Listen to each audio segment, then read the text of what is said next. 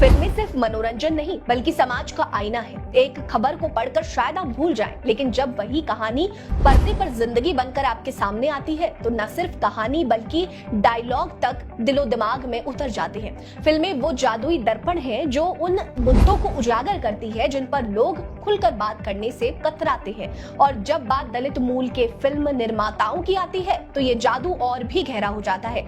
बॉलीवुड हो या क्षेत्रीय सिनेमा, इन फिल्मकारों ने अपनी कहानियों से न सिर्फ भारत बल्कि पूरी दुनिया को झकझोर कर रख दिया। नमस्कार, मैं हूं आपके साथ रीटा। आज की वीडियो में मैं आपको उन फिल्म निर्माताओं और दलित डॉक्यूमेंट्रीज मेकर्स के बारे में बताऊंगी जिन्होंने सिर्फ भारत ही नहीं बल्कि विदेशों में भी जमकर तालियां बटोरी। हमारी इस लिस्ट में पहले नंबर पर है पिछड़ी जाति से आने वाले नीरज घायवान। साल 2015 में रिलीज हुई फिल्म मसान आपको याद होगी। इस फिल्म ने रिलीज के साथ ही भारतीय सिनेमा में तहलका मचा दिया था। ये एक ऐसी अंतरजातीय प्रेम कहानी थी जिसने समाज की उन कड़वी सच्चाइयों को उजागर किया जहां एक दलित को सिर्फ अपनी जाति की वजह से अपना प्यार खोना पड़ता है। इस फिल्म ने न सिर्फ विकी कौशल को स्टार बनाया बल्कि पिछड़ी जाति से आने वाले इसके निर्देशक नीरज घायवान ने भी साबित कर दिया कि टैलेंट के सामने जाति की कोई दीवार नहीं टिक सकती। दरअसल महाराष्ट्र के एक दलित परिवार में 1980 में जन्मे नीरज की जिंदगी किसी प्रेरणा से कम नहीं है। उनके पिता रिसर्च साइंटिस्ट थे और उनकी मां एक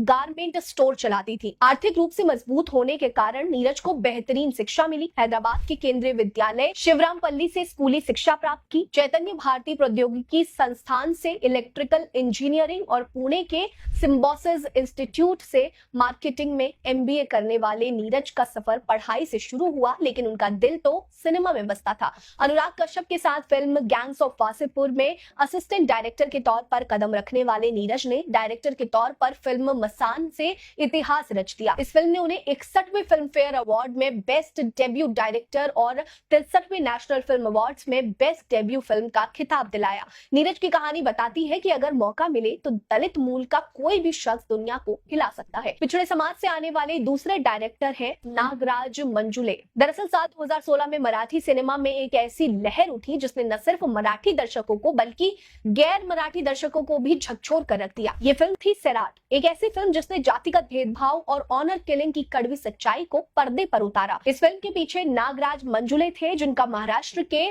सोलापुर जिले के जयौर गांव में एक दलित खानाबदोश वड्डार समुदाय में जन्म हुआ। नागराज का बचपन गरीबी और संघर्षों से भरा था। आर्थिक तंगी के कारण उनके चाचा बाबूराव मंजुले ने उन्हें गोद लिया, लेकिन नागराज ने हमेशा अपने पिता पोपटराव को अपनी उपलब्धियों का श्रेय दिया।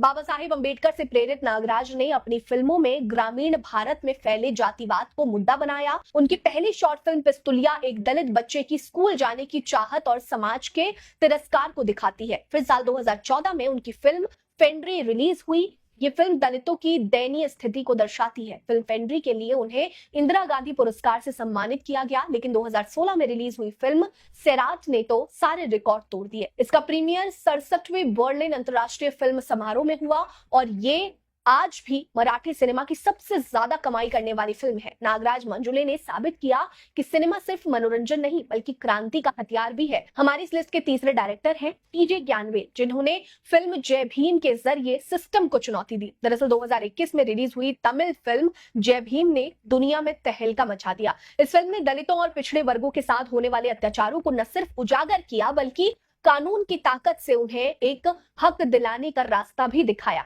फिल्म में सूर्या द्वारा निभाया गया वकील का किरदार हर उस शख्स की आवाज बन गया जो सिस्टम के दमन का शिकार है। इस फिल्म के पीछे थे टीजे ज्ञानवेल, जिन्होंने अपनी हिम्मत और हुनर से एक ऐसी कहानी पर्दे पर उतारी जिसने लोगों की आंखें खोल दी। फिल्म जय भीम ने न सिर्फ भारत बल्कि विदेशों में भी खूब वाहवाही बटोरी। टीजे ज्ञानवेल को इसके लिए 2022 के आनंद विक्टन सिनेमा पुरस्कार में बेस्ट डायरेक्टर का खिताब मिला।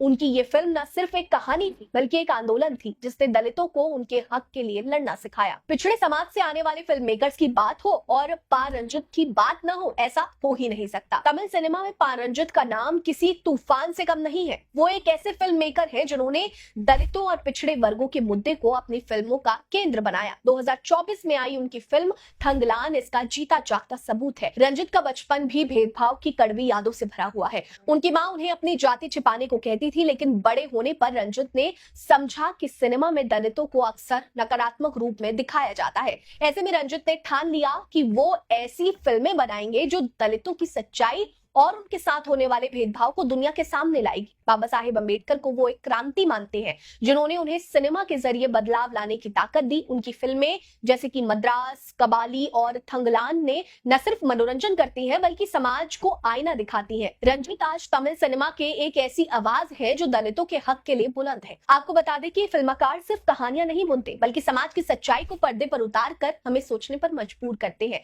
इनके साहस और टैलेंट ने न सिर्फ भारत बल्कि पूरी दुनिया में दलित समुदाय की आवाज को बुलंद किया है। सवाल ये है कि क्या हमारा समाज इन मुद्दों पर खुलकर बात करने को तैयार है? क्या इन फिल्मों से मिली प्रेरणा को हम अपने जीवन में उतार सकते हैं? आप अपनी राय कमेंट सेक्शन में बताइए। वीडियो को लाइक करिए, चैनल को सब्सक्राइब करिए और हमारे साथ बने रहिए। नमस्कार।